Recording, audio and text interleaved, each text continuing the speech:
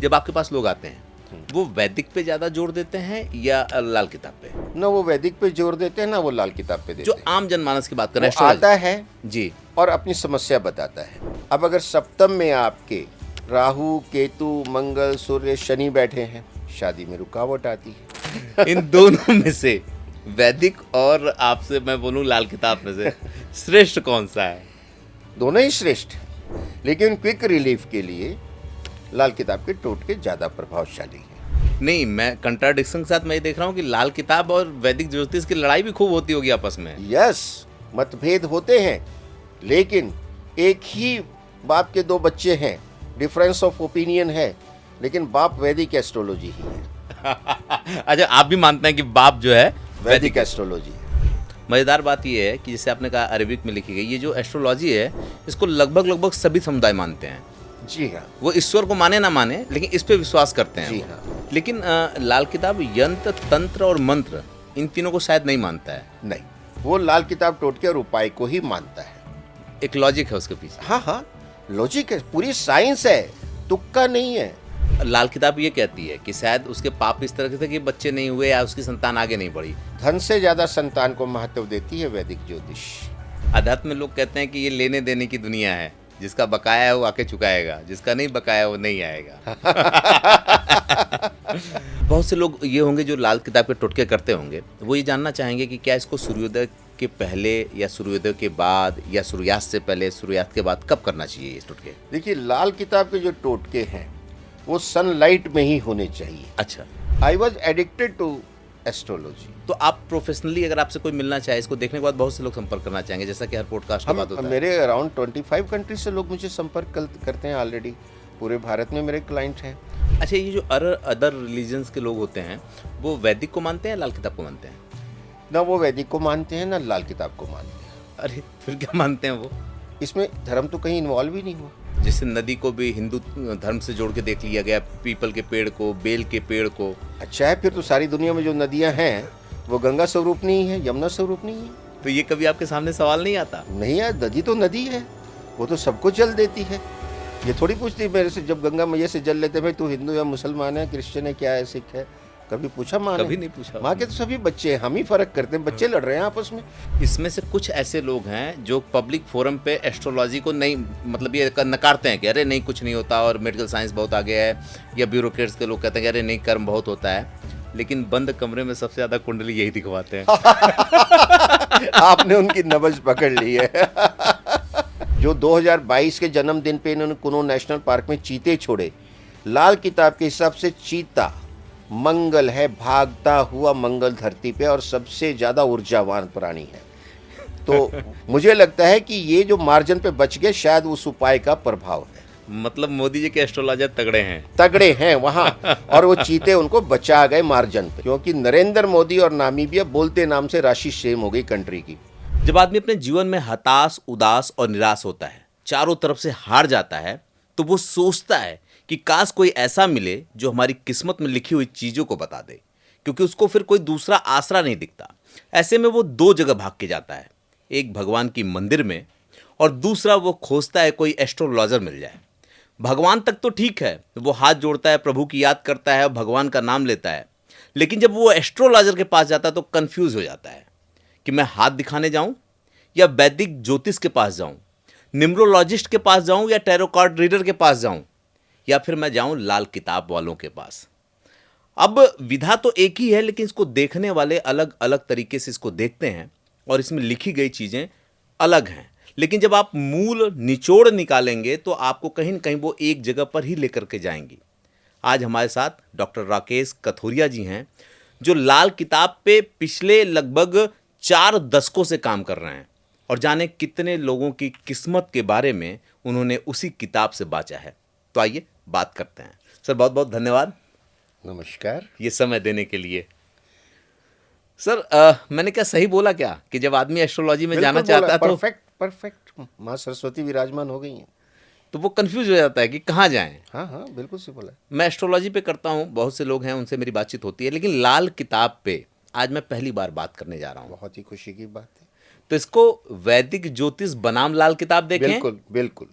तो ये सर लाल किताब कितनी अलग है वैदिक ज्योतिष से? देखिए, लाल किताब जो है वो वैदिक ज्योतिष के आधार पे ही आगे चलती है। अच्छा। वैदिक ज्योतिष में ये हमारे वैदिक काल से सतयुग से चली आ रही है। जी। वेदों में इसका वर्णन है, हमारे धर्म ग्रंथों में इसका वर्णन है, और इसमें 9 ग्रह हैं। सूर्य ग्रह मंडल का राजा होता है, 12 राशियां हैं मेष से लेके मीन तक, 12 ही भाव होते हैं कुंडली के, जो कि 360 डिग्री का वृत्त बनाते हैं, जिसको भचक्र भी बोला जाता है, और 27 नक्षत्र हैं। हर डिग्री 30 मिनट की होती है, हर नक्षत्र 13 डिग्री 20 मिनट का होता है, और नक्षत्र के 4 चरण होते हैं, प्रथम द्वितीय तृतीय और चतुर्थ, वो 3 डिग्री 20 मिनट का होता है। अब कुंडली बनती कैसी है, सवाल ये है। जिस समय जातक का जन्म होता है उस समय ईस्ट हॉराइजन पे जो राशि उदित हो रही हो वो सबसे ऊपर लिखी जाती है, लगन कहलाती है, असेंडेंट कहलाती है कुंडली का। ठीक है। ये एक मार्क हो गया। और उस मोमेंट पे चंद्रमा जिस राशि में है वो राशि उस व्यक्ति की राशि कहलाती है। आप बताते हैं मेरी मेष है, मेरी मिथुन है, जी। तुला है, यानी आप ये कह रहे हैं कि जिस समय आपका जन्म हुआ उस समय चंद्र तुला में था, अगर तुला है तो। और जो नक्षत्र है, चंद्रमा किस नक्षत्र में ट्रेवल कर रहा है उस समय, वो आपका नक्षत्र है, और कौन से चरण में है, वो नक्षत्र का चरण है। तो चंद्रमा बैठा दिया, लगन डिसाइड हो गया। लगन 1 से 12 तक कुछ भी हो सकता है, और राशि भी 1 से 12 तक कुछ भी हो सकती है जी। लेकिन जैसे ही इवेंट हुई, जन्म हुआ बालक का, वो कुंडली रुक गई। मतलब ग्रह रुक गए सारे, ग्रह इसलिए मतलब कुंडली बन उसके गई। ग्रह चल रहे हैं, लेकिन उस मोमेंट के लिए उस जो है फोटो खींच ली आपने। ठीक है। तो जो उदित हो रही थी राशि ईस्ट होराइजन में, जी। पूर्व क्षितिज पे, जी। वो तो हो गई लगन। ठीक है। और जहाँ चंद्रमा है, मान लीजिए तुला में था, तो वो जो है तुला राशि हो गई। ओके। और मान लीजिए वो स्वाति नक्षत्र है तो उसका नक्षत्र स्वाति हो गया। और बाकी ग्रह जिस समय उस समय जहाँ जहाँ थे वह बैठा दिए गए, और ये बन गई वैदिक कुंडली। ओके। अब लाल किताब में कुंडली यही रहेगी, यानी अच्छा। वैदिक ही उसका आधार है, नवग्रह ही उसका आधार है। लेकिन लाल किताब ना तो राशि को मानती है ना नक्षत्रों को मानती है। वो कहती इतनी दुविधा में आम आदमी को क्यों डाला जाए, सिंप्लिसिटी कर देती है। ओके। वो कहती है हम पक्के घरों की बात करेंगे। अच्छा। तो आपका मतलब जिसमें पैदा हुए लगन सिंह था, ठीक है। 5 नंबर लिखा वहाँ, ठीक है। सिंह लगन का नंबर 5 होता है सिंह राशि का। जी। एंटी क्लॉकवाइज काउंटिंग होती है, दूसरे घर का 6 होगा, तीसरे का 7 एंड सो ऑन, 12वें घर का 4 नंबर आएगा। जी। अब लाल किताब कहती है ये कंफर्म, मुझे कंफ्यूजन नहीं चाहिए। घर तो पहला है, नंबर 5 लिखा है, घर 12वां है, वहाँ 4 लिखा है, छोड़ दो इसको, जी। मिटा दो सारे नंबर। ठीक है। सारे राशियों के नंबर मिटा दिए। ओके। अब जो सबसे ऊपर जिस जहाँ सिंह राशि थी वहाँ 1 लिख दिया, ओके। दूसरे खाने में 2 लिख दिया, ये एक क्लॉकवाइज। Anti clockwise. अच्छा, anti-clockwise। एंटी क्लॉकवाइज चलती। ठीक है। और लास्ट खाने में 12 लिख दिया। ओके। कुंडली चाहे आपकी किसी भी लगन की हो, जी। ग्रहों को नहीं छेड़ा गया है, सिर्फ राशियों को भुला दिया गया है।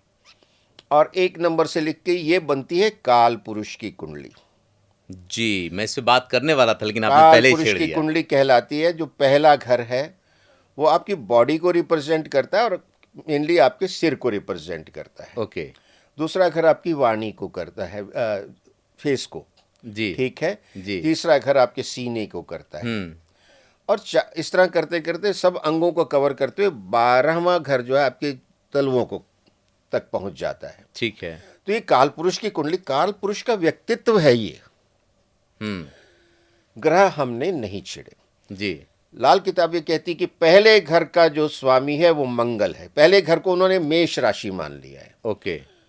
यानी वहां राशि सिंह थी, लेकिन वो कहता नहीं ये तो मेष है। पहला घर मेष राशि, वो मंगल उसका स्वामी है और उसका कारक सूर्य है। यानी मंगल वहां बैठा है या सूर्य वहां बैठा है तो बहुत प्रबल होगा, वो जातक अलग ही दिखेगा एनर्जी में। दूसरे घर का स्वामी यानी दूसरी राशि का स्वामी कौन है? वृषभ का शुक्र है। दूसरा घर है तो शुक्र का, लेकिन उसका कारक गुरु है। अब इसी तरह काउंट करते करते जैसे 10वां घर है, पहले 9वां लेते, 9वां घर भाग्य स्थान है, उसका स्वामी धनु राशि हो गई वहां। मतलब आपकी कुंडली में कुछ भी था भूल जाइए उसे, लाल किताब ने उसको 9 नंबर दे दिया 9वें घर को। धनु राशि का स्वामी गुरु है जी, उसका स्वामी, उसका कारक भी गुरु है, बहुत उत्तम स्थान है। 10वां भाव आपके जो है कर्म का है, तो 10वें भाव का स्वामी यानी मकर राशि का स्वामी शनि है, तो उसका स्वामी शनि हो गया, वो शनि का पक्का घर हो गया, कारक भी शनि है और सूरज है। अब 11वां घर जो है वो लाभ स्थान है, वो शनि की दूसरी राशि कुंभ है, तो उसका जो स्वामी है वो तो शनि हो गया लेकिन कारक गुरु हो गया। और 11वां भाव आपका है वो दिखाता है न्यायालय को, कोर्ट्स जो हैं आपके, न्याय व्यवस्था है उसको दिखाता है। 12वां घर जो है उसका भी स्वामी गुरु है, मीन राशि हो गई वहाँ, लेकिन उसका कारक गुरु भी है और राहु भी है। तो ये गहरे भेद हैं। इस तरह उनका फिर फर्दर इंटरप्रिटेशन चलता है कि कौन सा घर में कौन सा ग्रह बैठा है। अगर शनि 10वें घर में बैठा है तो वो अपने पक्के घर में बैठा है। मतलब बेसिकली हम मोटा मोटी समझे, जो हमारे दर्शक देख रहे होंगे, जो एस्ट्रोलॉजर होंगे जो देख रहे होंगे, उनको तो समझ में आ रहा होगा, लेकिन हमारा जो दर्शक होगा वो ये सोच रहा होगा कि इससे हम अपने बारे में कैसे समझें। वो अपने बारे में ऐसे समझेंगे कि वो कुंडली को देखें अपनी, जी ग्रह कहाँ बैठे हैं, जी उस हिसाब से उनको समझना पड़ेगा। लेकिन पक्के घर का कन्वर्शन करना जी, और फिर उनको फलादेश करना, क्योंकि फलादेश भी बदल जाता है वैदिक से और लाल किताब से। अच्छा, मोटी मोटा जाने हम कि अगर लाल किताब से कोई अपना फलादेश निकलवाता है और वैदिक से निकलवाता है, हाँ। तो दोनों अलग निकलेंगे, ये कहूँगा? बिल्कुल, थोड़ा फर्क तो आएगा। अच्छा, और लाल किताब वहीं उनके उपाय और टोटके सजेस्ट करती है। मैं इसमें आपको एग्जाम्पल देता हूँ जी फर्क कैसे आएगा। जी लाल किताब ये कहती है कि 11वें में अगर राहु बैठा है जी तो वो आपको चोट पहुंचा सकता है। जी, लेकिन 11वें में जो वैदिक है वो कहती है राहु बहुत लाभदायक है। वो अच्छा। कहती एकादश भाव में क्रूर ग्रह बहुत शुभ फल देते हैं। यहाँ आ जाता है उसमें डिफरेंस। फिर लाल किताब ये कहती है जी कि 10वें घर में मंगल बहुत अच्छा प्रभाव देता है, उसका उच्च की राशि है। जी और चौथे घर में गुरु बहुत अच्छा प्रभाव देता है, जी वो इंद्र आसन हो जाता है। जी और उसी तरह 7वें घर में शनि की जो है शुक्र का घर है, लेकिन उसमें शनि बैठ गया तो वो उतना अच्छा प्रभाव नहीं दे पाएगा। लेकिन ये जो वैदिक है वो कहती है शनि का जो उसमें डायरेक्शनल फोर्स है 7वें घर में मैक्सिमम हो जाती है। तो इस तरह से उसमें डिफरेंस आता है। अगर वैदिक में 7 नंबर राशि आपके पहले खाने में आ गई लगन में और वहां सूरज बैठा, वो नीच का हो गया, क्योंकि 7वें घर में यानी तुला राशि में वो नीच का होता है सूर्य। लेकिन लाल किताब ये कहती है कि पहला पक्का घर मंगल का है और सूर्य वहां अच्छा प्रभाव देगा और मंगल उसका कारक है। तो ये देखने में आया कि अगर सूर्य नीच का भी लगन में बैठा है तो वो लाल किताब का पक्का घर होने के कारण बहुत अच्छे फल दे जाता है। कितना कंट्राडिक्शन है। नहीं, मैं कंट्राडिक्शन के साथ मैं ये देख रहा हूँ कि लाल किताब और वैदिक ज्योतिष की लड़ाई भी खूब होती होगी आपस में। यस, मतभेद होते हैं, लेकिन एक ही बाप के 2 बच्चे हैं, डिफरेंस ऑफ ओपिनियन है, लेकिन बाप वैदिक एस्ट्रोलॉजी ही है। अच्छा, आप भी मानते हैं कि बाप जो है वैदिक एस्ट्रोलॉजी है। ओके। अच्छा, ये लाल किताब की उत्पत्ति कैसे हुई, कहाँ से हुई? वैदिक की उत्पत्ति तो बहुत पहले से है, मतलब, लेकिन लाल किताब की उत्पत्ति कैसे हुई? दोनों के बारे में थोड़ा थोड़ा बताइएगा। देखिए, ऐसा कहा जाता है कि आज के जो जनक हैं लाल किताब के, जी वो पंडित रूपचंद जोशी हैं, जी जो फरवारा विलेज लुधियाना के पास रहते थे और अपने ज़माने में कुछ गवर्नमेंट सर्विस में थे वो। अच्छा, और वो उस समय के वैदिक के बहुत महान ज्योतिषी थे। ओके। एक चीज़ समझ लीजिए, जिसको वैदिक नहीं आती वो लाल किताब सीख ही नहीं सकता, क्योंकि आधार तो वैदिक ही है। जी तो वैदिक के प्रकांड विद्वान थे और उसमें भारत अविभाजित था। हम्म। तो जो हिस्सा आज पाकिस्तान में चला गया, वहीं पंजाब के किसी शहर में, लाहौर में या कहीं, कोई बहुत बड़ी प्राचीन लाइब्रेरी थी। वहाँ उन्होंने एक लाल किताब पुस्तकों का संग्रह देखा जो कि अरेबिक में था, और बताते हैं 3 वॉल्यूम थे। उन्होंने उनका गहन अध्ययन किया। उन्होंने पाया कि ये तो समाज के, इंसान के दुख दर्द दूर करने की दवा है इसमें, जिसको हम टोटका कहते हैं। भाई आपका सिर दुख रहा है, आपने गोली ले ली, तो वो भी एक टोटका ही है, आप ठीक हो जाएंगे। तो उन्होंने कहा क्यों ना समाज की सेवा की जाए। उन्होंने उसको, उस समय सबको अरेबिक भी आती थी, उर्दू भी आती थी। अरेबिक का प्रचलन था उस समय में, प्राचीन काल में यहाँ अरेबिक पढ़ी जाती थी, और पंजाब में बच्चों को भी अरेबिक आती थी जी। हमारे परिवार में भी पूर्वजों को अरेबिक आती थी।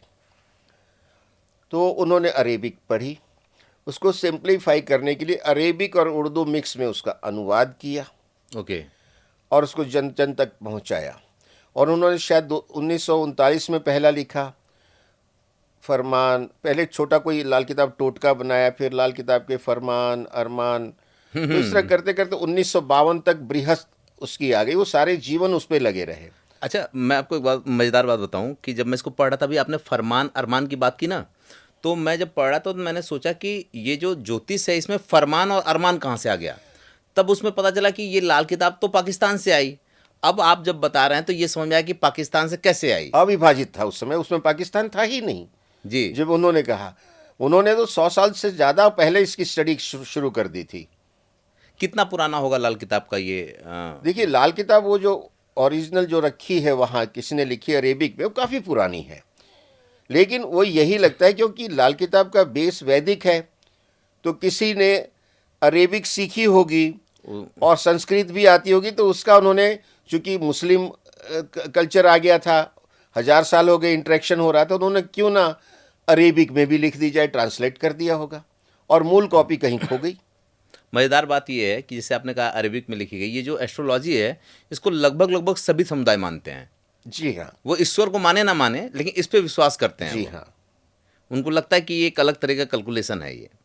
अच्छा, जब कोई वैदिक एस्ट्रोलॉजर के पास जाता होगा और वही जाता होगा लाल किताब वाले के पास, तो उसमें एक बड़ा विवाद ये भी खड़ा होता होगा कि जो वैदिक है वो कर्मकांड की तरफ लेकर के जाता है, हवन, पूजन, यज्ञ, और जहाँ तक आप लाल किताब की बात कर रहे हैं तो वो कहता है कि कुत्ते पाल लो, घोड़े को वो कर दो, गाय को खिला दो, कौवे को खिला दो।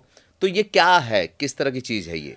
पहली बात तो ये बताऊं कि यहाँ भी दोनों में कनेक्टिविटी है। अच्छा। Continuity and change. हमारे प्राचीन काल से श्राद्ध का हम पितरों का करते हैं, वैदिक सतयुग काल से। तो श्राद्ध के अंदर सबसे पहले जो भाग निकाला जाता है गाय का, जी। कुत्ते का, जी। कौवे का, जी। चींटी का, जी। और आगंतुक का। और वो तर्पण के बाद ब्राह्मण को भोजन खिलाया जाता है। ठीक है। तो वही चीज लाल किताब भी कह रही है उपायों में। ये उपाय तो हम सतयुग से जाने अनजाने करते चले आ रहे हैं श्राद्ध कर्म के रूप में। हमारे शास्त्रों में लिखा है गाय की सेवा करिए, कामधेनु गाय का कॉन्सेप्ट आता है, और बड़े बड़े राजा गायों की सेवा करते थे। और आज सौभाग्यवश भारत के प्रधानमंत्री के निवास में पहली दफा गायें आई हैं। मोदी जी गाय की सेवा कर रहे हैं अपने निवास में, ये अद्भुत है। कल ही देखा मैंने। और एक बछड़ा हुआ है जो जिसको प्यार कर रहे थे। हाँ। तो गाय की सेवा तो हमारे उस समय से चली है, लाल किताब भी वही कहती है। कौवा हमें शनि का दूत माना जाता है, और काक भुषुंडी कितना विद्वान थे, शास्त्रों में वर्णन आता है। तो जब हम कौवे की सेवा करते हैं, शनि देव जी की कृपा भी आती है और पितरों की भी आती है। कौवा, और फिर जो कुत्ता है वो केतु का कारक माना जाता है। केतु आपको सुख समृद्धि देता है, नेकी का फरिश्ता, आपके संतान के सुखों का कारक है वो। और उसकी सेवा करेंगे तो केतु अच्छा हो जाएगा। तो जाने अनजाने श्राद्ध में हो रही थी, और वो हमारे पितरों से भी कनेक्ट करता है।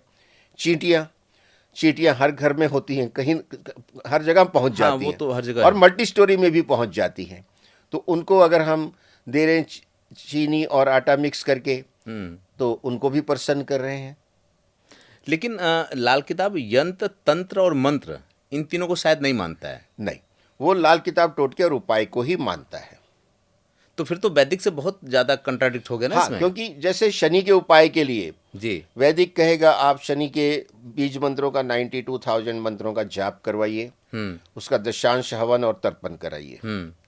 लेकिन जो लाल किताब है उसमें वो कहेगा कि आप जो साबुत उड़द है वो नदी में प्रवाहित कराइए। कितना भारी डिफरेंस, उसमें कितना ज़बरदस्त खर्चा है। और लाल और उड़द को प्रवाहित करना। अच्छा, अब उसके पीछे कॉन्सेप्ट क्या है कि आपने जल में, बहते जल में उड़द के दाने डाल दिए। मान लीजिए वो जैसे 8वें घर में तो कहता 8 किलो डाल दो। अच्छा। पुराने ज़माने में 8 सेर कहा जाता जो यूनिट चलता है। तो 8 किलो उड़द की दाल में आपके लाखों दाने आ गए। तो मंत्रों के जैसा हो गया। और वो जाके अंदर फूलेगा पानी में, मछलियाँ और दूसरे जीव जंतु पानी के खाएंगे उसको। एक लॉजिक है उसके पीछे। हाँ हाँ, लॉजिक है, पूरी साइंस है, तुक्का नहीं है। मैं कनेक्ट करके बता रहा हूँ। इसका अब शनि जो मछलियाँ हैं वो शनि का जीव मानी जाती हैं। ओके। जब उन्होंने खा लिया, आपकी नेगेटिविटी, शनि से संबंधित जो थे दोष खत्म डाइल्यूट हो गया। भाई 100% डिस्काउंट कहीं नहीं होता सेल में, अप टू 50%, यानी टू सम एक्सटेंट और टू सम ग्रेट एक्सटेंट जी। वो नलीफाई हो गया। 100% नलीफाई कुछ नहीं होता है और 100% डिस्काउंट कहीं नहीं मिलता है, ये ध्यान रखिए। अगर इसको हम प्रमाणित करना चाहें तो इसकी प्रामाणिकता कितनी होती है, कितना प्रतिशत होती है, कितनी फीसदी होती इसकी है? बहुत जबरदस्त प्रमाणिकता होती है। जैसे और मैं कह सकता हूं कि अराउंड 50 to 60% तो होती ही है। आपके जो प्रॉब्लम्स में कमी आ ही जाती है। अच्छा। बाकी कर्म फल से पूरे तो आप नहीं बच सकते ना। भगवान कृष्ण ने गीता में कर्म फल पे पूरा जोर दिया है और अवतार लेके बताया जब कर्म फल से मैं नहीं बचा, लास्ट में एक बहेलिए के तीर से चल बसे। उनके पाँव में वो तीर लगा, जो सोमनाथ मंदिर के पास ही वो मंदिर है। जी जी। जब उनको कोई तीर से मार सकता था, भगवान थे। हाँ, तो उन्होंने लीला करके दिखाई कि जब मैंने श्री राम के रूप में त्रेता युग में बाली को मारा था, तो अब मेरा अवतार ये है और बाली भील के रूप में आया हुआ है। हिसाब चुकता होगा, हिसाब तो चुकता होना है। तो फिर ये ज्योतिष क्या करती है? अगर मान लीजिए कि हम ये मानते हैं कि हमें जो लिखा है उसका फल मिलना है, तो उसमें ज्योतिष अपना योगदान कैसे देती है? हाँ, ज्योतिष योगदान यूँ देती है कि ये उपाय करके कर्म फलों में थोड़ी एडिटिंग हो जाती है। क्योंकि अगर आपने जैसे मछली के लिए दाने डाल दिया, आपने एक पुण्य का कार्य किया। इतने जीवों को जल के अंदर आपने एक वस्तु दी खाने के लिए, तो अच्छे कर्म हुए जी। वो आपके नेगेटिव को मान ली, नेगेटिव आपका 100 यूनिट था, 50 यूनिट इधर काउंटर बैलेंस होंगे तो आपकी तकलीफ आधी रह गई। बहुत लोग सोच रहे होंगे पाप करते जाओ और टुटके करते जाओ तो पुण्य मिलता जाएगा। ये नहीं, इंटेंशनली आप गलत कर रहे हैं।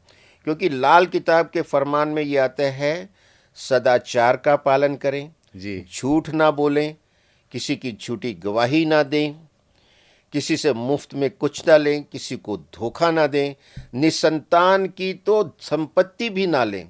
अच्छा। उसमें पता नहीं उसके लिए यूज करता कितनी अलामत आ जाएगी। क्योंकि जो संपत्ति कमाई है उसमें पता नहीं क्या क्या उसने जो है प्रपंच किए होंगे, कितने पाप किए होंगे, उससे संचित प्रॉपर्टी है, उसकी औलाद नहीं हुई। अब किसी के नाम करके जाएगा वो, तो किसी के जिसको जो लेगा सारे उसके पाप कर्म भी उसके साथ अलामत आ गई। लाल किताब ये कहती है कि शायद उसके पाप इस तरह के थे कि बच्चे नहीं हुए या उसकी संतान आगे नहीं बढ़ी। वैदिक ये कहता है कि आपके पिछले जन्म का कोई कर्ज ही नहीं होगा, कोई किराया किसी का भुगतान ही नहीं करना आपको, इसलिए आपको कोई ऐसे आगे संतान नहीं हुई।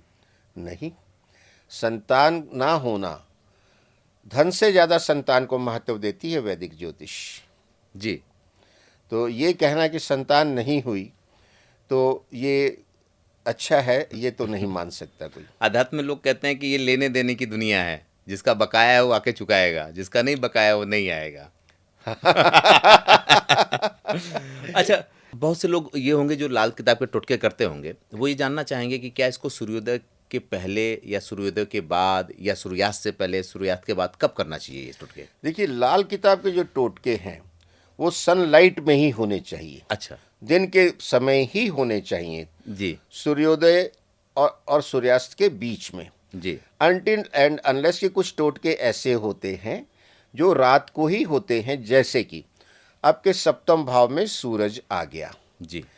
अब आपकी मैंने उदाहरण दिया कि तुला राशि तो पहले घर में थी और सूर्य की उच्च राशि मेष 7वें घर में है, तो सूरज वहाँ बैठा है, लेकिन लाल किताब कहती नहीं। अब इसके जो स्थान का महत्व बहुत ज़्यादा है, उसने तो वहाँ मिटा दिए नंबर, एक काल पुरुष की कुंडली बना ली। तो 7वें घर में जब सूरज आया है तो आपके जीवन में और खास करके दाम्पत्य जीवन में वर्षफल में जब आ गया बहुत प्रॉब्लम करेगा। अच्छा। अब उसके लिए लाल किताब क्या कहती कि रात को, अब यहाँ आप नोट करिए, रात को भोजन बनाने के बाद अंतिम रोटी जो आप बनाएं वो आंच पे डायरेक्ट जला दें, यानी अच्छा। तवा हटा दें। जी। कंप्लीट रोटी बनी हुई है, फ्लेम चालू रहेगी, चिमटे से पकड़ के घुमा घुमा के बिल्कुल काला कर दीजिए उसको, और उसको अगले दिन फेंक दीजिए। उसको काला करने के बाद गैस में 3-4 बर्नर होते हैं, जो बर्नर बंद कर दीजिए। उसको उस दिन यूज़ मत करिए, रात को, अगले दिन सुबह साफ करके यूज़ करिए। अच्छा। पहले चूल्हा होता था, लास्ट में करके चूल्हा बुझा दिया जाता था। जी। तो इसमें स्पेसिफिक मेंशन है कि रात को करना है, ये रात का उपाय है। अच्छा। अदरवाइज उपाय दिन में ही किए जाते हैं। एक दिन में कितना उपाय, मान लीजिए कई उपाय करने हैं किसी को, तो एक दिन में कितने उपाय मान लीजिए मैंने आपकी कुंडली देख के वर्षफल की जी। आपको 4 जनरल उपाय बताए कि आप जो है साबुत उड़द नदी में प्रवाहित कर देना, आप मिट्टी के कलश में देसी खांड भर के वीराने में दबा देना, ठीक है। और मैंने आपको बताया कि आप 43 डेज लगातार चांदी का टुकड़ा बहते जल में डालें। ये 3 उपाय मैंने आपको दिए जी। अब ये जो पहले 2 उपाय हैं वो 1 टाइम है, ये 43 डेज के हैं। ओके। तो इस 43 डेज के दौरान दूसरा उपाय नहीं करना है। तो पहले आप ये कीजिए कि आप शनिवार के दिन जो है वो प्रवाहित कर दीजिए साबुत उड़द, ठीक है। हो गया वो उपाय। आपको कलश दबाना है, वो संडे को आप दबा आइए, खांड भर के वीराने में, सुनसान जगह में। जी। ये उपाय आपके हो गए। अब आप मंडे से शुरू करिए, वो शुरू कर दीजिए, जो चांदी डालनी है लगातार 43 डेज तक, और वो लगातार 43 डेज तक डलनी चाहिए। बीच में छूट गई तो फिर 1 से गिनती चालू होगी। लेकिन ये तो बड़ा मुश्किल है। कई लोग ऐसे होंगे जो मूवमेंट करते हैं, कोई दूसरा उपाय भी तो होगा कि अगर बीच में रोकना है या रुक गई किसी वजह से या किसी से चूक हो गई, तो ऐसे तो हो सकता है कि वो कभी ख़त्म ही ना हो।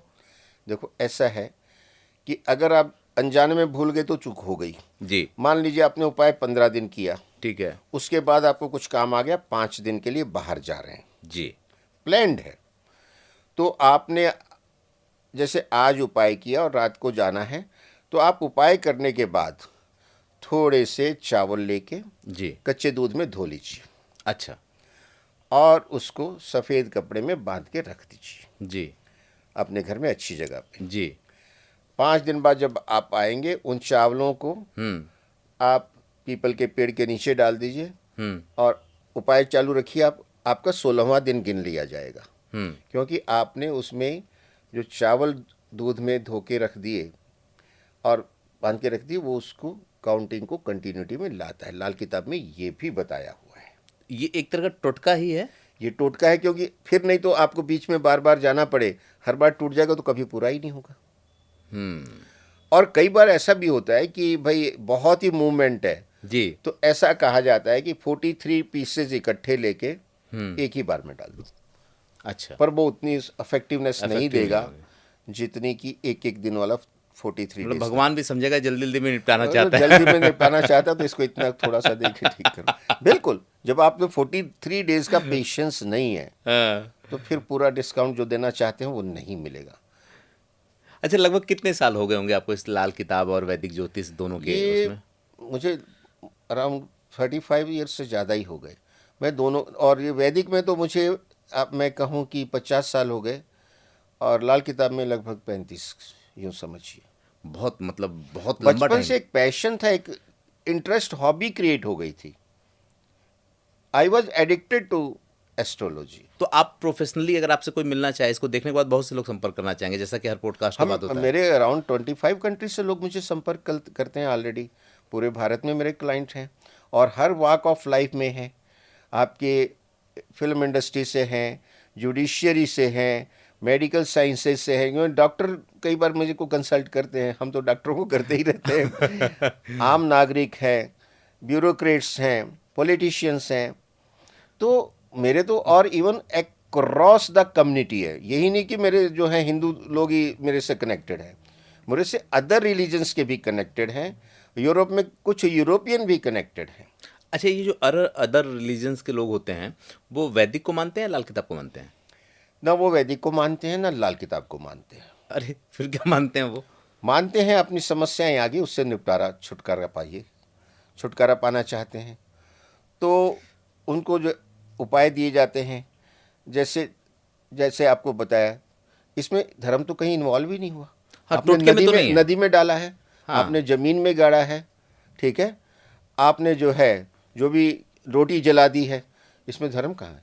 लेकिन आजकल जो माहौल बन गया है उसमें हर चीज़ को, जैसे नदी को भी हिंदू धर्म से जोड़ के देख लिया गया, पीपल के पेड़ को, बेल के पेड़ को। अच्छा है, फिर तो सारी दुनिया में जो नदियां हैं वो गंगा स्वरूप नहीं है, यमुना स्वरूप नहीं है। तो ये कभी आपके सामने सवाल नहीं आता? नहीं है, नदी तो नदी है, वो तो सबको जल देती है। ये थोड़ी पूछती मेरे से, जब गंगा मैया से जल लेते, भाई तू हिंदू या मुसलमान है, क्रिश्चियन है, क्या है, सिख है? कभी पूछा माँ ने? कभी नहीं पूछा माँ के तो सभी बच्चे हैं, हम ही फर्क करते हैं, बच्चे लड़ रहे हैं आपस में, माँ तो सबकी एक ही है, अच्छा, जगत जननी। एक मजेदार बात, अभी जितने लोगों का आपने नाम लिया, ब्यूरोक्रेट, डॉक्टर, नेता और बिजनेसमैन, इसमें से कुछ ऐसे लोग हैं जो पब्लिक फोरम पे एस्ट्रोलॉजी को नहीं, मतलब ये नकारते हैं कि अरे नहीं कुछ नहीं होता और मेडिकल साइंस बहुत आगे है, या ब्यूरोक्रेट्स के लोग कहते हैं कि अरे नहीं कर्म बहुत होता है, लेकिन बंद कमरे में सबसे ज़्यादा कुंडली यही दिखवाते हैं। आपने उनकी नब्ज पकड़ ली है। मिश्रा जी, इसकी तो मैं आपके अनुभव है बहुत ज़बरदस्त है। जब ऐसे लोग आपके पास आते हैं तो क्या कहते हैं कि किसी को बताइएगा मत, देख लीजिए? नहीं, मैं अपने जो क्लाइंट्स हैं उसका नाम कभी डिस्क्लोज करता ही नहीं हूँ। नहीं, वो तो मतलब बिल्कुल और फैक्ट मेरे है। को कभी वो ऐसा कहते भी नहीं कि मैं विश्वास नहीं करता हूँ, कुछ नहीं। जो आते हैं विश्वास के साथ आते हैं, और मैं किसी को बताता मैंने, हाँ आते हैं सब लोग, लेकिन नाम डिस्क्लोज कभी नहीं करता हूँ मैं। तो वो ये प्राइवेसी है। जो बहुत बड़े लोग जब आपके पास आते हैं तो वो कभी इनसिक्योरिटी के साथ नहीं आते कि अरे कैसे, कहीं ऐसा नहीं, नहीं? कोई भी उनको इनसिक्योरिटी नहीं। मेरे मतलब से घंटों मेरे साथ बैठ के बातें करते हैं पूरा और विश्वास कर- लालायित रहते हैं कि और बातें करें। नहीं, बात करके तो मुझे भी बहुत मजा आ रहा है। ये क्वेश्चन इस तरह से आ रहे हैं जो बातचीत से ही निकल के आ रहे हैं। अच्छा, एक बात बताइए मुझे कि जब आपके पास लोग आते हैं वो वैदिक पे ज़्यादा जोर देते हैं या लाल किताब पे? ना वो वैदिक पे जोर देते हैं, ना वो लाल किताब पे जो देते हैं। आम जनमानस की बात करें, वो एस्ट्रोलॉजी। आता है जी और अपनी समस्या बताता है, जी तो उसके बर्थ डिटेल लेके, नेम, जी डेट ऑफ बर्थ, टाइम जी of birth, place of birth, जी ये लेके उसकी वैदिक रीति से कुंडली बनाई जाती है। और वैदिक के हिसाब से उसके ग्रहों की क्या सिचुएशन है, महादशा अंतरदशा कौन सी चल रही है, उसके हिसाब से उसको क्या करना चाहिए। जैसे पितृदोष आ गया जी भयंकर, जी तो भाई पितृदोष निवारण की पूजा तो हरिद्वार, गया, प्रयागराज, त्र्यंबकेश्वर, जी इन जगहों पे होती है। तो इसमें से किसी एक जगह पे जाके जो है 3 दिन की पूजा नारायण, नागबली, त्रिपुंडी करवा लो। ठीक है। उससे पितरों की आत्मा को शांति मिलेगी और आपके घर में आने वाली रुकावटें जो हैं वो कम होंगी। और ये अगर घोर पितृ ऋण है तो आप थोड़े थोड़े सालों बाद उसको रिपीट भी कीजिए। अच्छा, हम आइसोलेशन में नहीं है।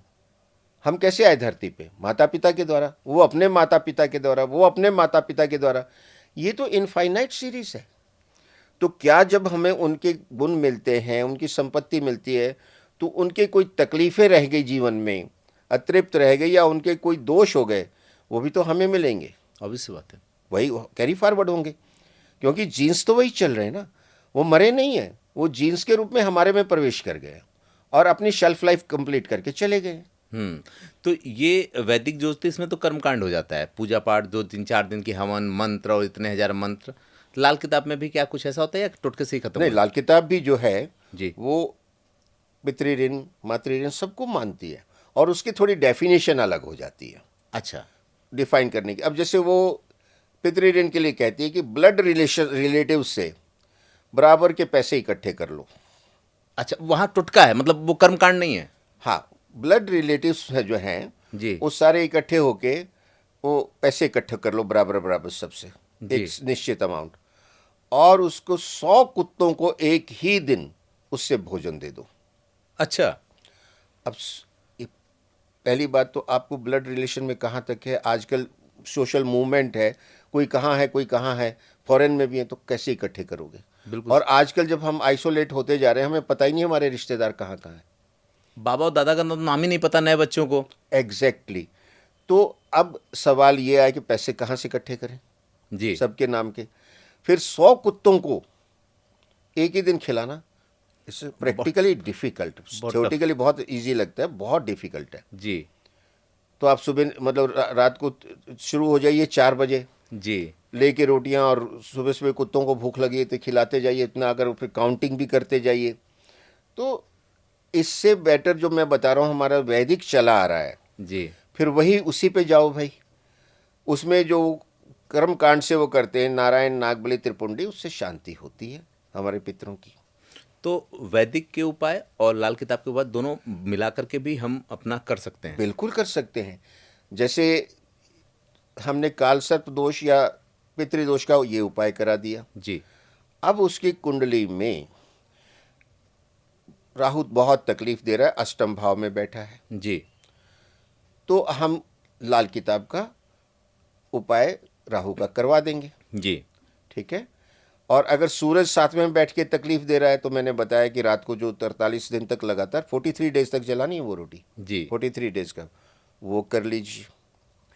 अब अगर सप्तम में आपके राहु केतु मंगल सूर्य शनि बैठे हैं, शादी में रुकावट आती है।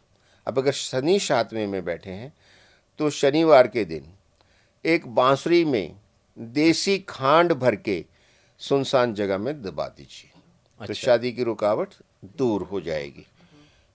जिन लोगों की ऐसी समस्या है, आजकल शादियां डिले हो रही हैं, सप्तम में शनि है, तो वो ये उपाय कर सकते हैं। अब वैदिक वाला कहेगा भाई इसके तो फिर मंत्रों के जाप होंगे 92,000 और उसके दशांश हवन, तो वहाँ वो डिफर कर जाता है, वो कितने सरलता से उसका उपाय हो गया और काम करता है। मेरे पास बहुत केसेस आए जिनके लेट हो रही थी मैरिज और 7वें में शनि था। जी। ये उपाय मैंने करवाया और टू ए ग्रेट एक्सटेंट इसमें सफलता मिली। 100% नहीं कहूँगा मैं, टू ए ग्रेट एक्सटेंट।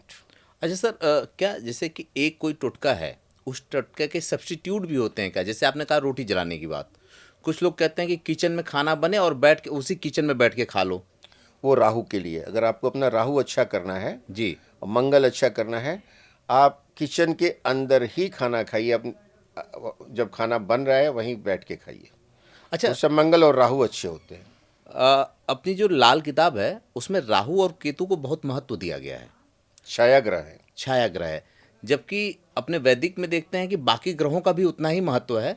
और लेकिन इसमें ये कहते हैं कि ये दो ग्रह मूल हैं। जैसे आप कहते थे कि वहाँ हम मतलब जो हमारे मेन घर होते हैं उनको हम देखते हैं, उसी तरह से क्या ये मूल ग्रह होते हैं क्या उनके? देखिए ऐसा है कि हमारे जो बाकी के 7 ग्रह हैं, उनके अगर रिजल्टेंट अफेक्ट को हम देखें, जी। निष्कर्ष उनका निचोड़, जी। तो उनका जो प्रभाव कलेक्टिव जो रिप्रेजेंट करता है वो राहु है। ओके। इसलिए उसने इम्पोर्टेंस दी है। और राहु का जो धड़ है वो केतु है, और राहु का जो जानवर है वो हाथी है। जी। और कहते हैं कि राहु पे जो महावत है वो मंगल है। जी। तो इसलिए कहते हैं कि जब कुंडली में आपके द्वादश भाव में मंगल बैठा है, वो तो मंगलिक दोष हो गया, जी। और उसको वैदिक अच्छा भी नहीं मानती, लेकिन लाल किताब कहती है वो राहु पे, हाथी पे महावत है।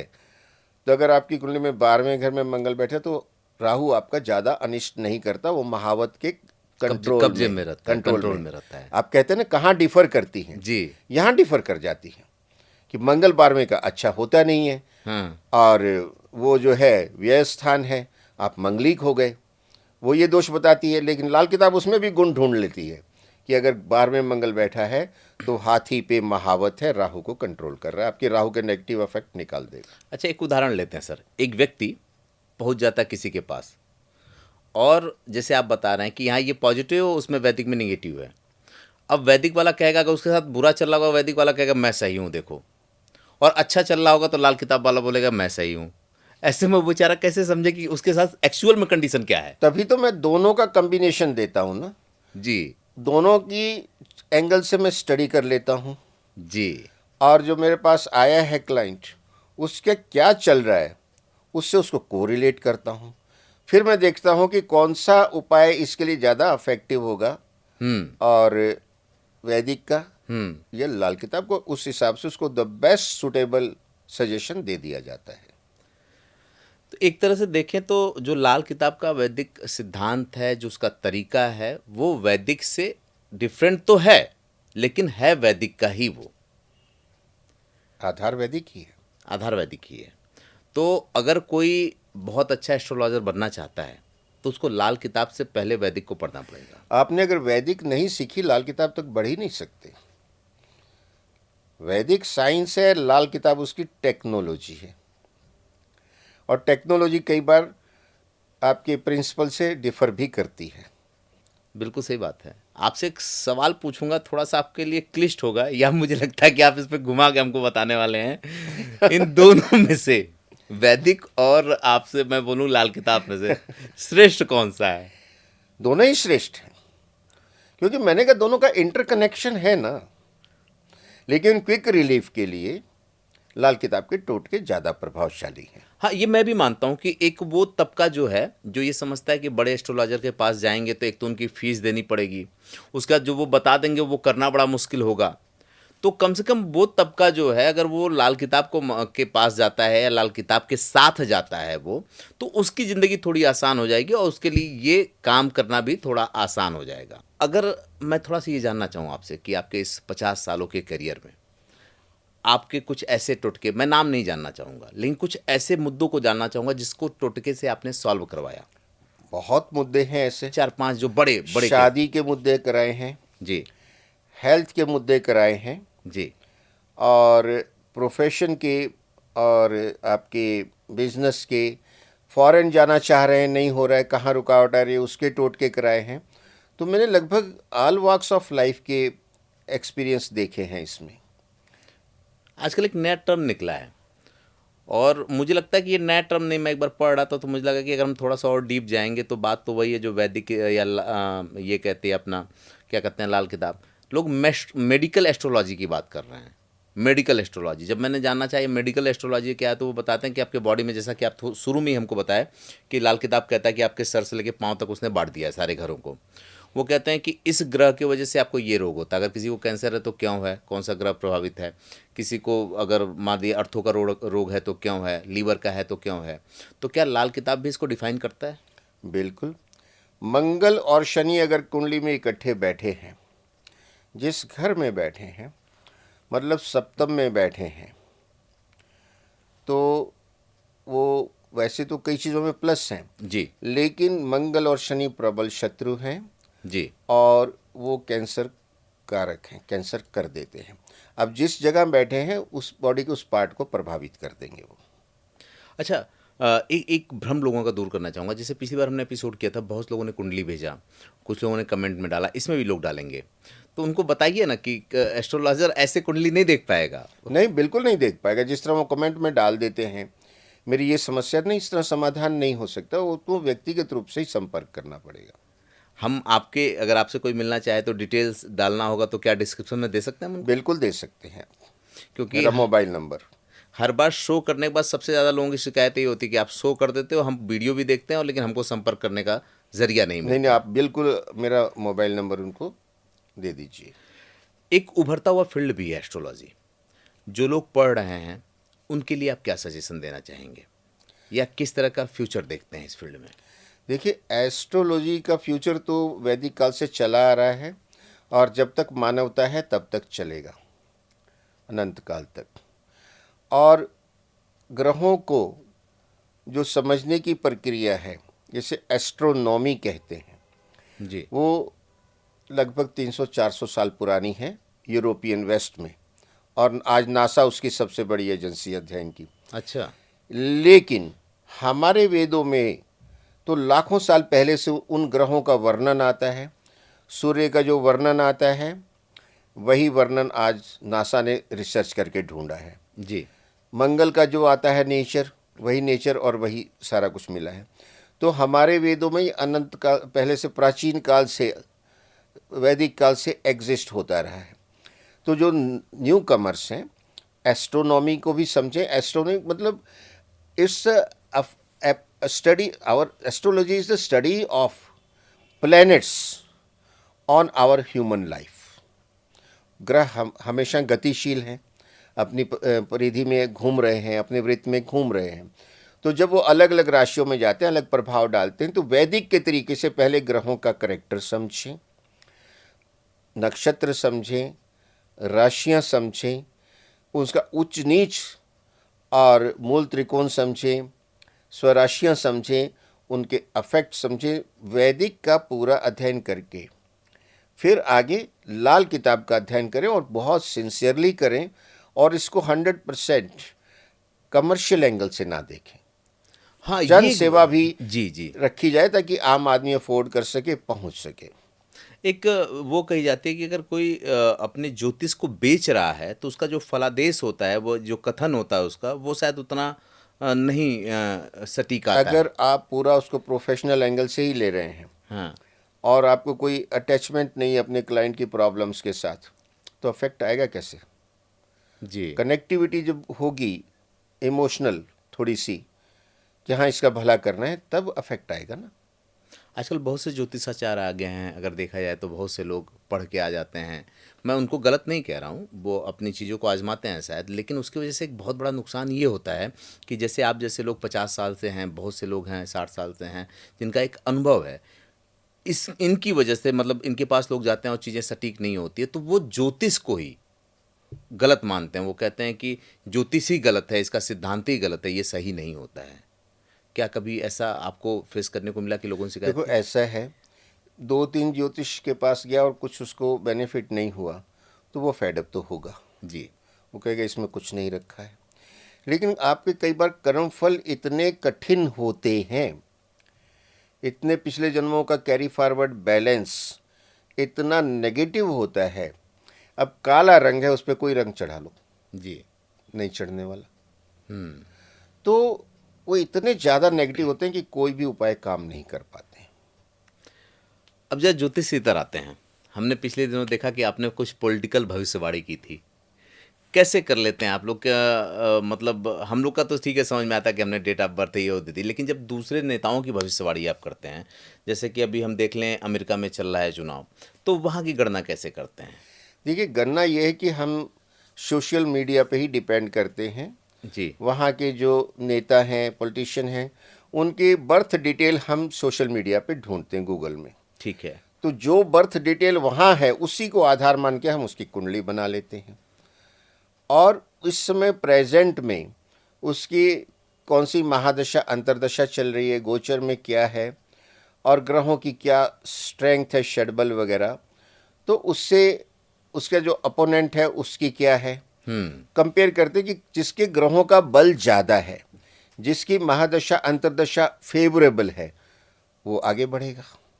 जब compete करेंगे तो नहीं, बड़ा रिस्की मामला होगा अगर सही डिटेल्स नहीं मिली तो कथन तो सही होगा क्योंकि कुंडली सही नहीं है। कुंडली सही नहीं है। वही मैं कहता हूँ कि हम सोशल मीडिया पे डिपेंड करते हैं, और ये जो कथन है, ये जो प्रेडिक्शन हम कर रहे हैं, वो ये सच्चा मान के कर रहे हैं। अगर इसी में गड़बड़ फ्लॉ हुई है तो फिर तो इसका इधर उधर होना निश्चित है। अभी हमने देखा अमेरिका में कमला हैरिस क्योंकि अब हम उनसे फ़ोन करके तो पूछ नहीं सकते कि जी। आपकी बर्थ डिटेल दे दो और या उनको विश्वास हो वो किसी एस्ट्रोलॉजर से कंसल्ट करें तो अब करते हैं, नेताजी लोग तो खूब करते हैं। हाँ, तो वहाँ के होंगे, वो अपने हिसाब से करते होंगे, अपनी माइथोलॉजी के हिसाब से करते होंगे, वो करते हैं तभी क्योंकि उनकी वेस्टर्न चीज़ें- एस्ट्रोलॉजी तो है, फुल जी। फ्लेज वो भी है। नहीं, तभी उनकी कुंडलियां बाहर आती हैं। अगर वो नहीं करते तो वो सोशल मीडिया में कैसे आती? हाँ, डिटेल कहाँ से मिलती है? कहाँ से मिलती? अमेरिका के बारे में क्या कहना चाहेंगे आप, डोनाल्ड ट्रंप और कमला हैरिस के बारे में? देखिए, ये जो अभी अमेरिका का इलेक्शन हो रहा है, हर 4 साल में होता है, ये 5 नवंबर 2024 को है। और अमेरिका का इलेक्शन जो है ना, वो सारे संसार को प्रभावित करता है, क्योंकि यूएनओ को वो डोमिनेट करते हैं। वहाँ की जो पॉलिसीज़ है वो पूरे संसार के लिए बनाते, बोलते हैं इस देश से नाराज़ हैं, इन पे बैन लगा दो, कोई इसके साथ इंपोर्ट एक्सपोर्ट नहीं होगा, जो व्यापार बंद कर दो, जी इनको जो है मेडिकल एड बंद कर दो, किसी का जो है अटैक कर दो, उसको अपने बेड़ों से घेर लो उस कंट्री को। हमने देखा है इराक में हुआ है, अफ़गानिस्तान में हुआ है, उससे पहले जो युद्ध हुए हैं कोरिया के, वियतनाम के, सब जगह तो ये विद्यमान थे। ये तो धरती पे जो इंद्र हैं कि सारी धरती पे हमारा ही से होना चाहिए। तो अब की बार क्या होने वाला है इस तो इंद्र? अब के बार जो मैंने स्टडी की है जी कि जो कमला हैरिस हैं और डोनाल्ड ट्रंप, जी उनके बीच में टक्कर है। जी कमला हैरिस का जो राशि है वो मेष है जी और डोनाल्ड ट्रंप की जो राशि है वृश्चिक है। ओके तो दोनों में षडाष्टक है। ओके षडाष्टक है तो मतलब ये इंडिकेट करता है कि टक्कर तो कांटे की है। ठीक है। लेकिन जब ग्रहों का षडबल देखते हैं तो ये ट्रम्प। कमला जी का जो सूर्य है हाँ। वो नीच का है ओके और उसका जो षडबल 1 से कम है, जहाँ की ट्रंप साहब का सूर्य का षडबल बहुत ज़्यादा है अच्छा और लगभग उनके सब ग्रहों का षडबल ज़्यादा है। कमला जी का शनि का षडबल ज़्यादा है, ट्रंप जी का थोड़ा कम है। लेकिन बाकी ग्रहों में अगर ओवरऑल देखें तो षडबल में ट्रंप बहुत आगे हैं और ट्रंप एक बार प्रेसिडेंट रह चुके हैं। ओके दूसरा पॉइंट, आज तक यूएसए में कोई लेडी, कोई महिला प्रेसिडेंट बनी ही नहीं है। कितनी टॉवरिंग पर्सनैलिटी थी हिलेरी क्लिंटन की, नो डाउट। वो ट्रंप से हारी थी, जी ठीक है, और इन्हीं की पार्टी की थी। दूसरा, इसमें जो महादशा चल रही है कमला जी की, वो राहु की, अंतर्दशा शुक्र की, अच्छा तो वो इतनी फेवरेबल नहीं होती। जबकि ट्रंप साहब की सिंह लगन की कुंडली है, उनमें गुरु की महादशा चल रही है। उनकी तो तो बल्ले गुरु उसका पंचम भाव का स्वामी है। पंचम भाव जो है अथॉरिटी है, स्टैम्प ऑफ द किंग है, और उनके 10वें घर में सूरज बैठा है वृषभ राशि में। 10वां घर कर्म का है और 10वां घर पार्लियामेंट, सीनेट, राजगद्दी होती है, वहाँ बैठा है सूर्य। और उनकी अंतर्दशा शुक्र की है, शुक्र जो है 10म भाव का स्वामी है। तो महादशा तो देवगुरु बृहस्पति की और अंतर्दशा दैत्य गुरु शुक्राचार्य की, दोनों ही गुरु उनको फेवर करने पे आए हुए हैं। जबकि मैं ये देख रहा हूँ कि वो जो डिबेट होता है उसमें कमला जी की एज है जी लेकिन जो ग्रह बोलते हैं वो ये कहते हैं कि एज जो आएगी वो ट्रंप की आएगी। और कहते हैं कि मेहनत पे अक्सर किस्मत भारी पड़ती है। यही वजह तो है कि कई लोग 5-5 बार यूपीएससी का मेंस देते हैं और नहीं निकाल पाते हैं। जी हाँ। मतलब लास्ट मोमेंट पे जाके लौट आते हैं, मतलब किस्मत साथ नहीं देती। दुनिया भर के लोगों ने मोदी पे रिसर्च की। पिछले दिनों आपने भी कुछ कहा था, मैंने आपके एक 3-4 मिनट की वीडियो देखी थी। मोदी हाँ, जी की जब उन्होंने सरकार- चीते छोड़े थे अपने जन्मदिन पे 2 साल पहले जी कुनो नेशनल पार्क मध्य प्रदेश में। जी। अभी क्या लगता है, मोदी जी सरकार चला पाएंगे? देखिए, मोदी जी सरकार चला पाएंगे। जी कारण ये है कि उनके साथ जो एसोसिएट हुए हैं जी चंद्रबाबू नायडू, जी चंद्रबाबू नायडू पहले भी एसोसिएटेड थे। जी वो पिछले इलेक्शन से पहले कुछ ईगो क्लैश में वो इनके साथ से निकल गए। उसके बाद वो हीरो से ज़ीरो हुए, ना तो मुख्यमंत्री रहे ना सेंटर में इनके साथ है। 5 साल उनका जो है अज्ञातवास हो गया था, अंधकार में चले गए थे। अब वो खुद आगे बढ़ के इनके साथ एसोसिएट हुए हैं और जैसे ही एसोसिएट हुए हैं दोबारा चीफ मिनिस्टर भी हो गए। उनके जो लोग हैं कुछ सेंटर में मिनिस्टर हो गए। नॉट ओनली, बड़ा मतलब मुझे फ़नी लगा कि जैसे ही ये डिक्लेयर हुआ कि साथ हैं और ये कुल मिला के सरकार बन जाएगी एनडीए की, उनकी कंपनीज के शेयर शूटअप कर गए। 3-4 दिन में कई सौ करोड़ के वैल्यू बढ़ गई। तो क्या इसको मोदी के ग्रह नक्षत्रों की देन माने? नहीं, इसको हम ये इस तरह ले रहे हैं, वो तो है ही, उनके जुड़ने से ग्रह नक्षत्र उनके अच्छे हुए। लेकिन अब वो मोदी जी से टूटेंगे, ये आपको लगता है क्या? 5 साल में तो और भी उनका बिजनेस भी बढ़ जाएगा और मुख्यमंत्री का पद भी उनके पास है। और पहले मार खा चुके हैं छोड़ के। मैं आपकी बात अभी मुझे कंप्लीट करने दीजिए। वो नहीं छोड़ के जाएंगे। नीतीश बाबू बहुत दफ़े इधर उधर हो चुके, इंडी गठबंधन को बना रहे थे, वहीं से उन्होंने ही उसको एक तरह से तिरस्कार कर दिया, निकाल दिया, वो निकल गए। इतना ज़्यादा ह्यूमिलेट किया। अब वो लगता है कि वापस जाएंगे इतना कुछ हो जाने के बाद उनके पास, और जबकि वो मुख्यमंत्री भी इन्हीं की सपोर्ट से हैं, सेंटर में भी पूरी उनको जो है भागीदारी मिल गई। और रहे चिराग पासवान युवा प्रतिभावान लंबी रेस के घोड़े हैं और वो कहते हैं कि मैं मोदी जी का हनुमान हूँ।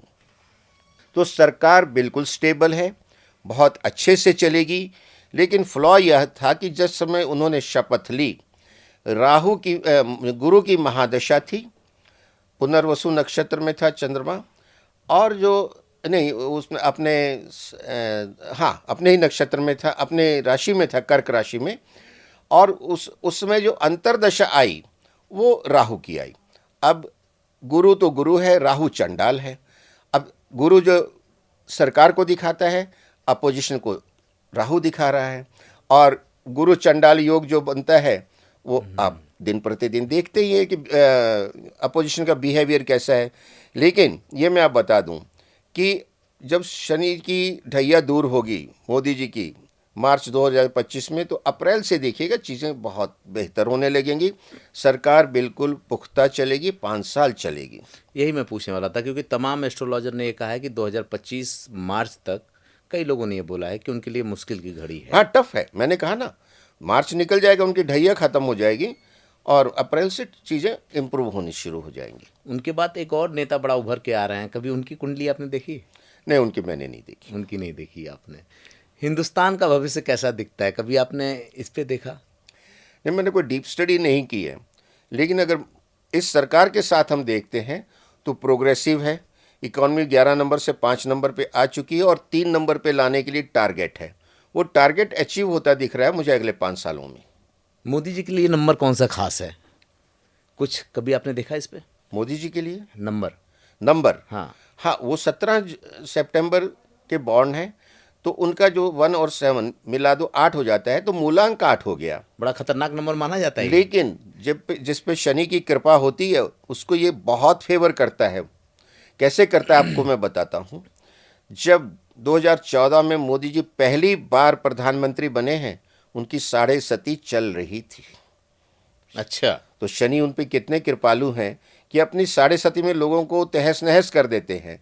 और इनको हाँ, और ये देखिए जो मुख्यमंत्री से प्रधानमंत्री बने हैं, सत्यवादी हरिश्चंद्र, उनकी 7.5 थी, उनका राजपाट सब कुछ खत्म कर दिया शनि जी ने। वो आपको मालूम है, हाँ, हमने पढ़ा भी है लेकिन किताब में। इनको तो दिया, और अभी ढैया में भी जीते हैं, मतलब क्लियर विन नहीं हुई, लेकिन जो एनडीए था वो तो जीता। फिर कृपा है शनि जी की। हाँ, लेकिन उस समय इनकी जो महादशा थी चंद्रमा की थी, वो भाग्यशाली। इनका चंद्रमा की महादशा में इन्होंने कमाल किया है। 2014 में भी चंद्रमा की महादशा थी, 2019 में भी चंद्रमा की महादशा थी, उसमें दोनों बार ये खिल के आए हैं। अभी मंगल की महादशा आई है, और मंगल की महादशा, मंगल इनका थोड़ा वीक है अंशों में, और उसके लिए इन्होंने उपाय भी कर दिया था जाने अनजाने। जो 2022 के जन्मदिन पे इन्होंने कुनो नेशनल पार्क में चीते छोड़े। लाल किताब के हिसाब से चीता मंगल है, भागता हुआ मंगल धरती पे, और सबसे ज़्यादा ऊर्जावान प्राणी है। तो उन्होंने छोड़ दिए थे, तो मंगल अच्छा होना चाहिए। तो मुझे लगता है कि ये जो मार्जिन पे बच गए, शायद उस उपाय का प्रभाव है। मतलब ये एक नई खबर है कि लोग ये समझ रहे होंगे चीता इसलिए आया था यहाँ पे कि विलुप्त हो गया था 70 हाँ, साल। दोनों ही बातें कंसाइड हुई। लाना तो था ही, विलुप्त हो गया था, लाना तो था ही, लेकिन लाया कब गया? उनके जन्मदिन के ऊपर छोड़ा, उन्होंने खुद जाके छोड़ा। वो मतलब मोदी जी के एस्ट्रोलॉजर तगड़े हैं वहां, और वो चीते उनको बचा गए मार्जिन पे। ओके। जबकि बहुत विदेशी देशी शक्तियां उनको किसी भी कीमत पे हराने पे लगी हुई थी। मतलब मोदी जी भी लाल किताब का टुटका कर लिए। ये मैं ऑथेंटिक नहीं कह सकता, पर कई बार नहीं, है तो ऑब्जर्वेशन से, अगर माने कि ऑब्जर्वेशन से मुझे लगता है। अगर माने कि ऐसा हुआ है तो ये टुटका है, कर्मकांड तो नहीं। ये साधारण आदमी तो कर नहीं सकता है कि जी। आप चीते ला के छोड़ दोगे। ये तो राजा ही कर सकता है। और उसमें ब्यूटी क्या थी, कहां से लाए? नामीबिया। अब नामीबिया ही क्यों? क्योंकि नरेंद्र मोदी और नामीबिया बोलते नाम से राशि सेम हो गई कंट्री की। अब तो लोग मान लेंगे कि चीता इसलिए आया था। और छोड़े कब गए? जन्मदिन 17/8।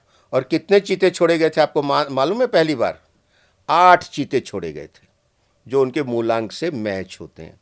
सारी कैलकुलेशन ऑब्जर्वेशन मैंने की। चीते भाई 8 ही क्यों लाए? 15 भी छोड़ सकते थे, 20 छोड़ सकते थे, 4 छोड़ सकते थे।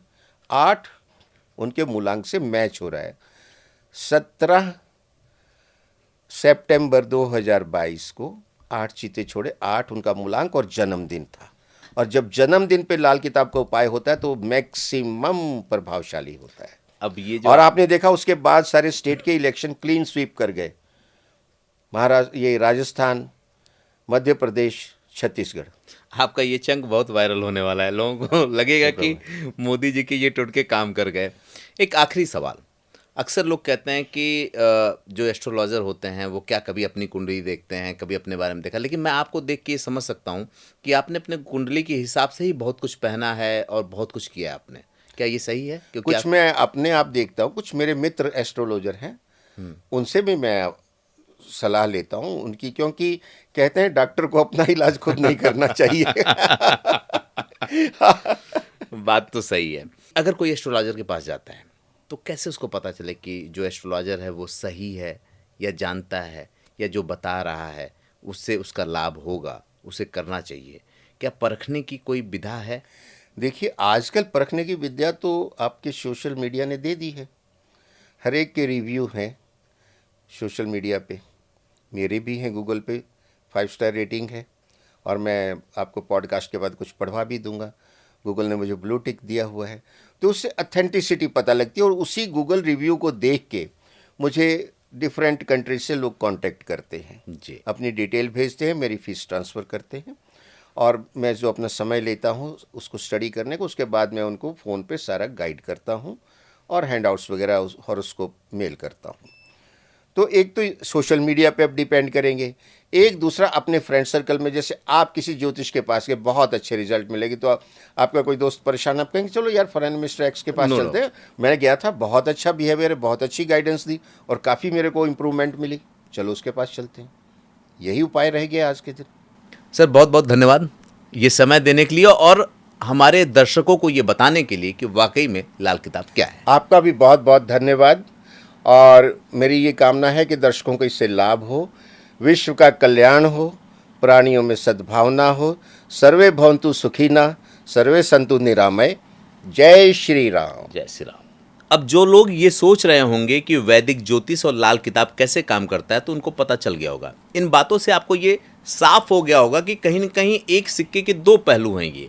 लेकिन जो वैदिक ज्योतिष है वो कहीं न कहीं वहीं से शुरुआत हुई है बाकी सारी चीज़ों की। आप किसी भी उसमें जाएंगे, आप निम्रों में जाएंगे, बाकी चीज़ों में घुसेंगे तो आपको ये पता चलेगा कि उसका जो बेस है, उसका जो नींव है या उसका जो मूल आधार है वो वैदिक ज्योतिष ही है। लेकिन लाल किताब में एक अच्छी बात क्या है, जब आप किसी बड़े एस्ट्रोलॉजर के पास जाते हैं जो वैदिक होते हैं तो वो आपको कर्मकांड बताते हैं, गलत नहीं बताते, वो बताते सही हैं। लेकिन अब सामर्थ्य की बात है कि किसकी कितनी सामर्थ्य है। हो सकता है कि आपकी सामर्थ्य कम हो और आप उपाय न कर पाएँ तो मानसिक तौर से बीमार हो जाएंगे और पता नहीं आपके ग्रह अच्छे हैं कि नहीं है, लेकिन आप उस मानसिकता से परेशान हो जाएंगे कि मैंने उपाय नहीं किया और शायद मेरी ज़िंदगी में कुछ अच्छा ना हो। वहीं लाल किताब ये कहता है कि आपको बहुत बड़ा खर्च करने की ज़रूरत नहीं है, बहुत बड़ा कर्मकांड करने की ज़रूरत नहीं है, कुछ घरेलू उपाय भी अगर आप कर लेंगे तो आपकी चीज़ें दुरुस्त हो जाएंगी। इन दोनों में जो सबसे बड़ा असर होता है वो मानसिक असर होता है। अगर आपने मन से मान लिया तो आप ठीक हो सकते हैं, क्योंकि लोग कहते थे कि मानो तो भगवान नहीं तो पत्थर। एक पत्थर ला के रखते थे अपने घर में और पूजा करते थे, वो भगवान स्वरूप हो जाता था, उससे ताकत मिलती थी। ऐसा ही कुछ इसमें भी होता है।